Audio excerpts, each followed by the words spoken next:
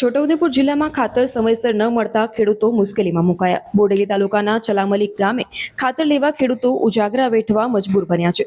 ચોમાસું સામે હોય અને કપાસના છોડમાં ખાતર આપવાનું હોવાથી ખાતર ન મળતા ખેડૂતો મૂંઝવણમાં મુકાયા છે. બોડેલી તાલુકામાં મોટા ભાગના ખેડૂતો કપાસની ખેતી કરતા હોય છે.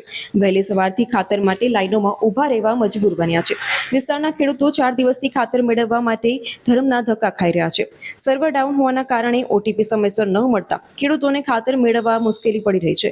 ખાતર મળતું નથી, જેથી કરીને ખેડૂતો આક્ષેપો કરી રહ્યા છે. જીતનગરના છે અને જીતનગરથી અમે ખાતર લેવા માટે લાઈનમાં પડ્યા છે. અમે 4 દિવસથી આ લાઈનમાં આવીએ છીએ ખાતર લેવા માટે, પણ ખાતર હજી સુધી મળતું નથી. તો અમારે ખાતર જ જોઈએ ને અમારે હવે વાવણી કરી દીધી, કપાસ બી ઉગી ગયા, તો અમારે ખાતરની જરૂર છે. તો અમારે ક્યાં લેવા જવું? અમારે ખાતરની માંગ જોઈએ, બીજું શું માંગીએ? ગુલાબસિંહ ઉદેશી રાજવાસી છે અને ખાતર લેવા આવીએ છીએ, પણ 4 દિવસ થઈ હજુ મળતું નથી અમને.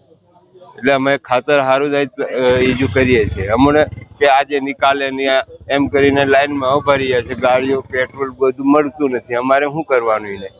અને કપાસ આટલા થઈ જાય, વાવેતર કર્યું છે થોડી એકર 2 એકરમાં, ખાતરની અમને જરૂર છે તો ખાતર જ નથી. બોડેલી જઈએ છતાંય હું લાઈનમાં પડવાનું થાય છે, એટલે મળતું નથી ખાતર. અમારે ખાતરની માંગ, બીજું કંઈ નહીં.